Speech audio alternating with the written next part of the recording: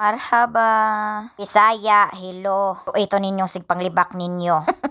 First, magkuha ta atong wrapper nga atong gitriangle. Sa wrapper ni siya. And magkuha ta gamay og cheese. And ibutang na to sa wrapper. Ato siyang pilon. Tanig prito ani, dili siya mulugwa. Alog pa para hindi lumabas. Hindi malabasan.